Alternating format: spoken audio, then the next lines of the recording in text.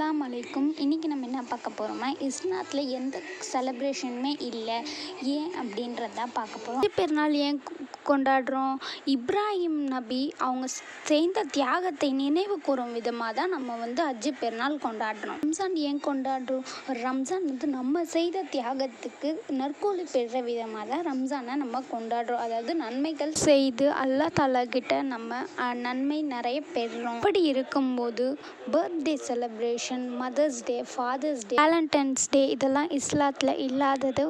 அது நபி ஸல்லல்லாஹு அலைஹி வஸல்லம் சொல்கிறாங்க, யாரெல்லாம் இந்த செலிப்ரேஷன் பண்ணுறீங்களோ அவங்களாம் வேறு மதத்தை சார்ந்தவங்க. நீங்கள் இஸ்லாத்தாக இருக்கிறீங்கன்னா இந்த செலிப்ரேஷனை ஆதரிக்கக்கூடாது, அக்செப்ட் பண்ணக்கூடாது. எக்ஸாம்பிளுக்கு நான் சொல்லணும்னா, இப்போ மேபி உங்கள் பசங்களோட ஃப்ரெண்ட்ஸ் வீட்டில் பர்த்டே செலிப்ரேட் பண்ணுறாங்க அப்படின்னா, பசங்க ஆசைப்பட்டு உங்ககிட்ட கேட்பாங்கம்மா, நீ எனக்கும் செலிப்ரேட் பண்ணி கொடுமா, கேக் வெட்டுமா, என் ஃப்ரெண்டு வீட்டில் வெட்டுறாங்க, நீனும் வெட்டுமா அப்படின்னு சொல்லுவாங்க. நீங்கள் உடனே பசங்க ஆசைப்படுதுன்னு சொல்லி நீங்களும் பர்த்டே செலிப்ரேஷன் இதெல்லாமே நீங்கள் செய்யக்கூடாது. எஸ்பெஷலி வேலண்டைன்ஸ் டே எதுக்காக செலிப்ரேட் பண்ணுறாங்க?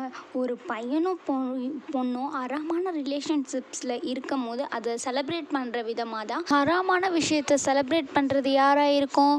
ஷைத்தானாக தான் இருக்கும்.